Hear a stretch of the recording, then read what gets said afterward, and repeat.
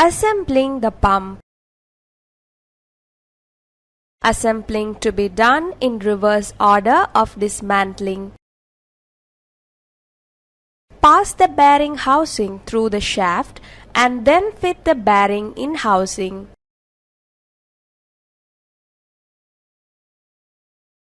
Fix retaining circlip for bearing and apply required grease for the bearing.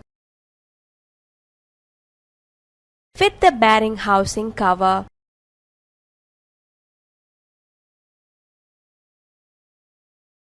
Renew the top and bottom O-rings for casing cover. Fix mechanical seals stationary part with the casing cover. Fit the shaft sleeve and pass the casing cover through the shaft. Fix mechanical seals rotary part on the shaft sleeve and tighten the lock screw.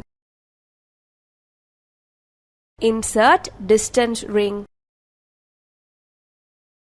Fix shaft key and secure impeller.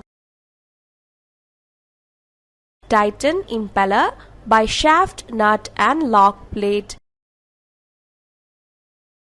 Now, impeller assembly is ready for lowering into pump casing. Lower the impeller assembly and tighten the pump cover with volute casing. Tighten the bearing housing with casing top cover. Connect the cooling pipes for mechanical seal. Open liquid to casing, purge the casing and confirm mechanical seal is intact without any leaks.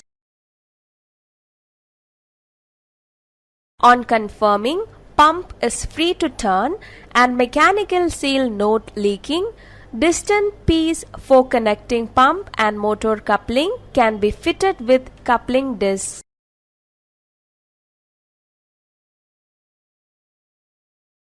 Operate the pump and check the performance by monitoring its parameters.